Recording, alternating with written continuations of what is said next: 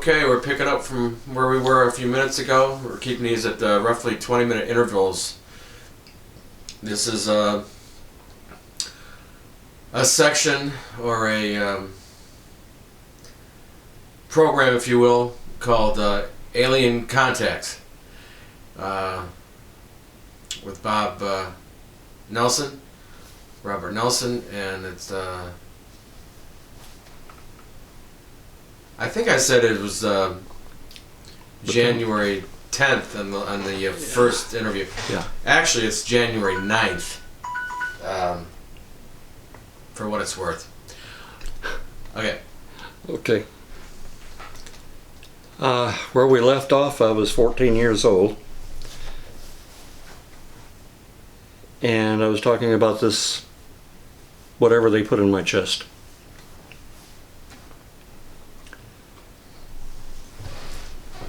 I had another facet of alien interest in my life. When I was 9 years old, my third grade teacher asked my parents' permission to let me have some of her son's Superman comic books because I hated reading. It was boring. And the kind of textbooks we had back then were horribly boring. So my parents gave the okay for that, and I began reading Superman comics and thoroughly enjoying them. To this day, and I'm 69 years old now, 69 and a half, I guess, I'm still a big Superman fan. Sure, it's fantasy, of course it is, but it's fun fantasy. And meaningful too. For me, it was seeing a dude who was an alien, like me. Though I wasn't rocketed to Earth from an exploding planet or anything. But you see, I knew even from early childhood that my dad was a spaceman, an alien. Nowadays we say E.T. You sensed it. Yes. It wasn't so much later when he came out and actually told you. Right. Yeah.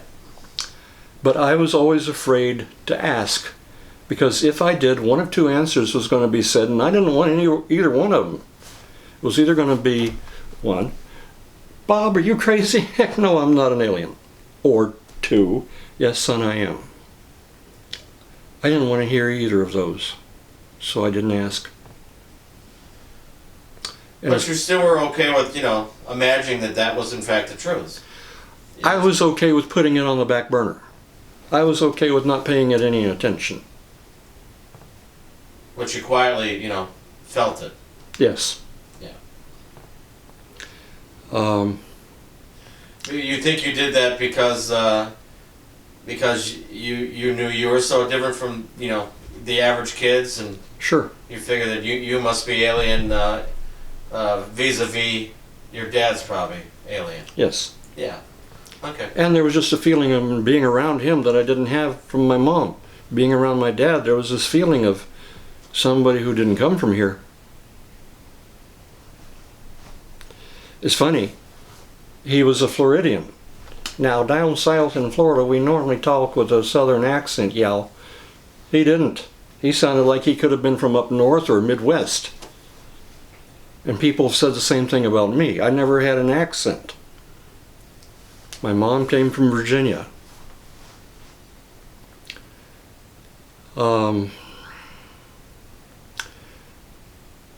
So Superman, to me, he could do some strange things. Well, I was finding out later on in my life I could do some strange things. But the most important thing was his compassion. With all his powers and the stories and all, somebody who could have taken over the world but chose not to, and chose to try to help those who had difficulty standing up for themselves.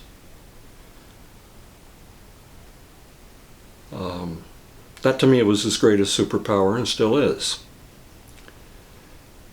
So as time went on, when I was in high school, I got into a rocket club. I guess that makes sense, doesn't it? with me. We were launching these small, anything from about that tall to, well, depending on how large we would build them, Estes rockets, they were called. And one day I made one that had very small fins on it, and everyone said it won't fly, it won't go anywhere. Well, why'd you do that? And I said, to put less weight so it'll go further up. Well, sure enough, the thing launched, got about 6 feet in the air, and then spiraled. Everybody's running to dodge behind cars. The rocket embedded itself in the ground about a foot down, less than a yard away from a cow in the pasture we were launching it. And I kept saying, damn, if that thing had just aimed a little better, we could have had steak. Anyway.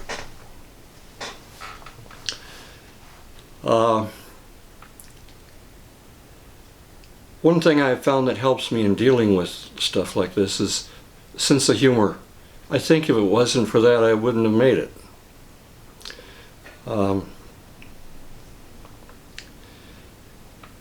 And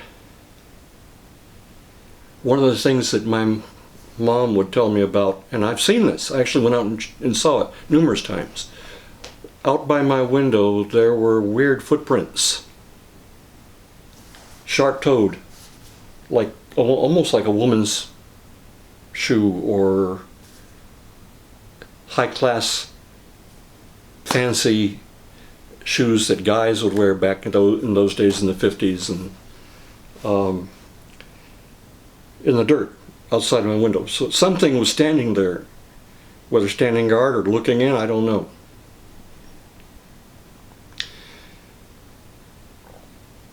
And of course, as a little kid, you don't know if you're going to get sent back. Even as a teenager, you don't know if you're going to get sent back. They don't give you this information. They didn't do anything to try to make things nice for me. Knowledge is power, and they don't want to empower us.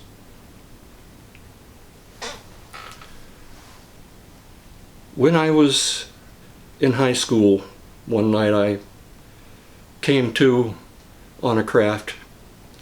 There was a girl across from me on the floor of the craft. She was shaking, she was frightened, she was naked. The ETs then, actually they were reptilians at that point. First time I ever had any contact with them. Didn't want that either. They wanted me to have sex with her. I refused to. And I told them, I said, you can't make me do something that I'm not going to do. And I think after that I made some statement, if you try to do that, God will kill you. And the next thing I knew is I lost consciousness and was sent back to my bedroom. I didn't recognize the girl. She didn't come from my school, so I don't know who she was. They actually tried, I'm trying to see how I want to say this, they actually tried to plant thoughts in my mind of, hey, go for it, you know, feelings of wanting to have sex with her. And at first I actually went over to approach her, and then I thought, you know, she's frightened and this is wrong and it's rape and I'm not going to do it. And I backed away and refused.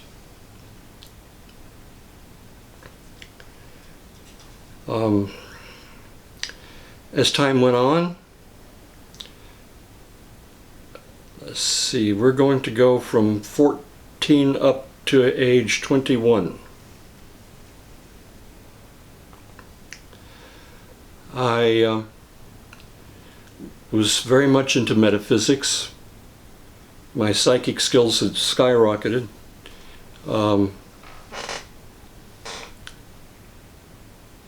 I was attending different metaphysical groups, the Association for Research and Enlightenment, the ARE, the Edgar Cayce Foundation. There was a group in the central town in Florida in which I lived that met on Monday nights.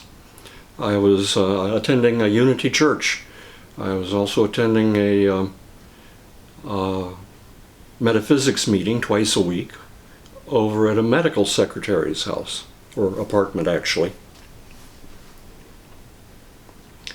After one of these meetings, it was a Thursday night, I still remember it very clearly, she asked me to stay behind after the members of the group had left and to join her in a meditation, so we did.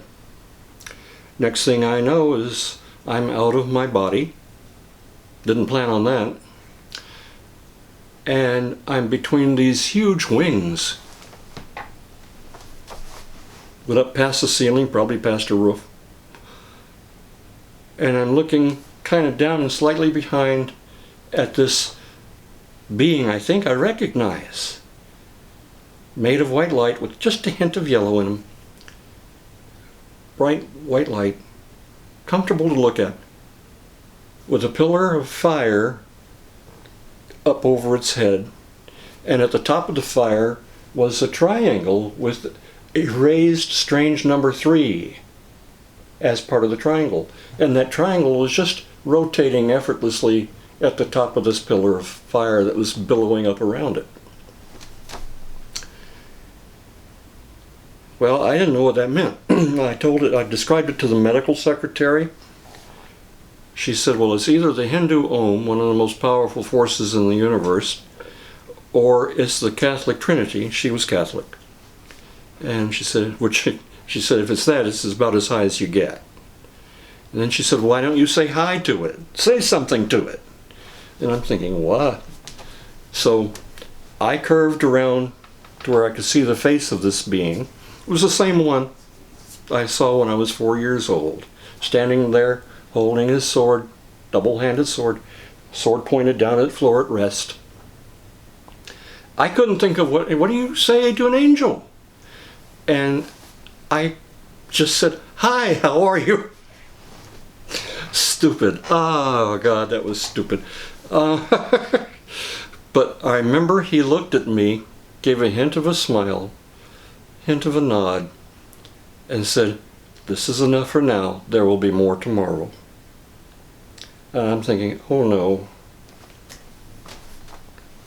I remembered at that time thinking when I was a 4-year-old, I thought he's like God.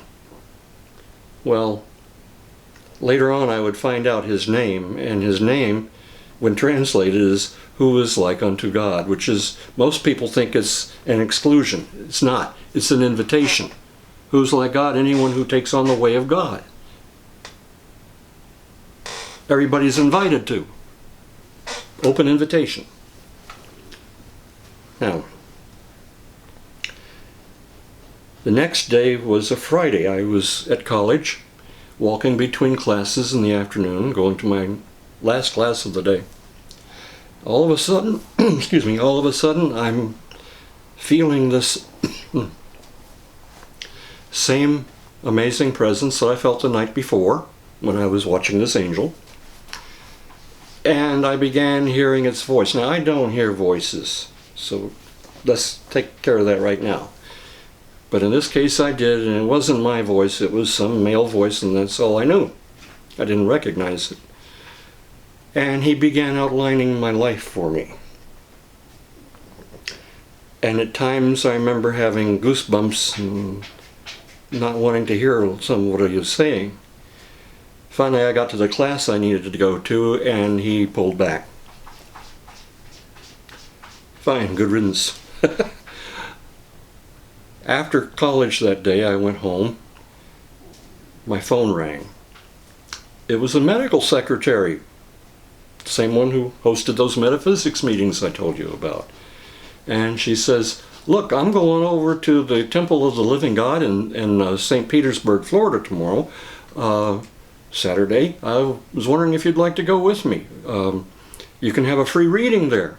There's a world-famous psychic by the name of Hillary Ehlers. She's going to do a free reading. Why don't you go for it? And I thought, never refuse a free reading, because at that time I was doing readings for people left and right. I didn't have a life because of it, and they were all for free.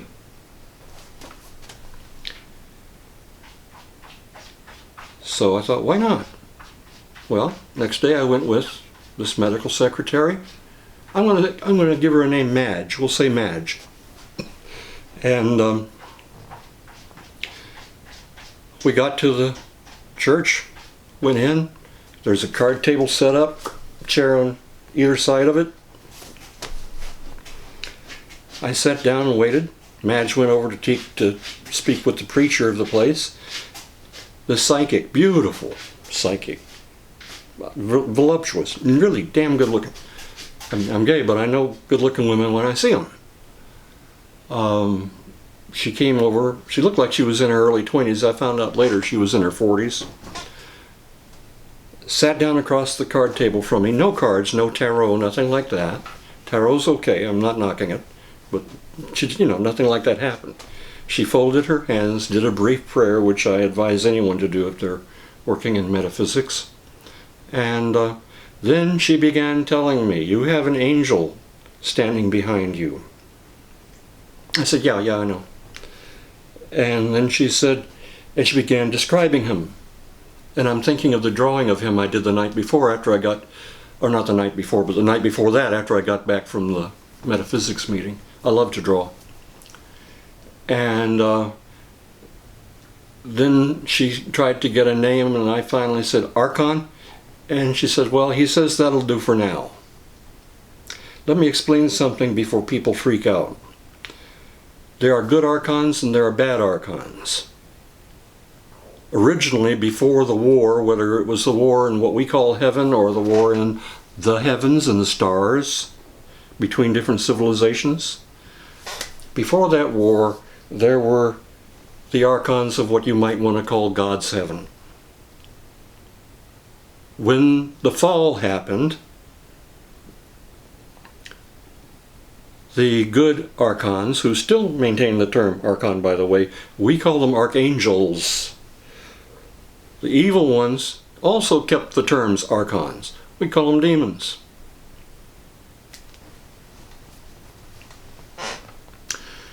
So Michael, Gabriel, all the other wonderful archangels, they are archons, lords of order and healing and wholeness. So this woman goes on and tells me and I'm breaking in goosebumps, just like I did then, exact word for exact word for exact word, everything that this angel had told me the day before when I was walking between classes at college. Every damn word. Part of me wanted to bolt up and run out of there as fast as I possibly could, and I thought of doing it. And part of me said, no, you've got to be here to get this confirmation. This is important. So I stayed there and listened. Okay, the next go around, I'm going to deal more with this archangel as a non-terrestrial. That's what we're dealing with this evening. And we'll take it further. You got a couple more minutes. That was the 3-minute mark. Okay.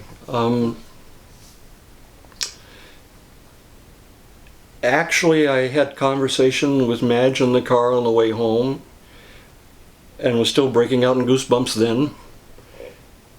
And I told her I don't know what to do. And she said, well, why don't you just relax and let life play itself out?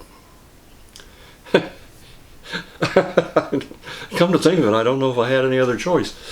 I have to say, this wonderful archangel, I'm surprised he never lifted a feather to keep me from being abducted. But I think I understand the reason behind it now. Not that I approve of it, not that that matters. I think it doesn't. But at this point, that's really all I can say till we have more time to take this further.